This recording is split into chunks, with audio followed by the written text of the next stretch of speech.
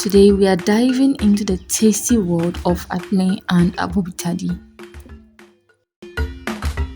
a favorite delicacy in the Volta region of Ghana. Akple is made from fermented corn and cassava, just like banku, while Abobi Tadi is a zesty pepper sauce with dried fish. In this video, I will show you my family's quick and easy way to whip up Akple and pepper sauce at home. A twist: we are keeping it simple, just corn for the akple and yummy fried fingerlings for the pepper sauce.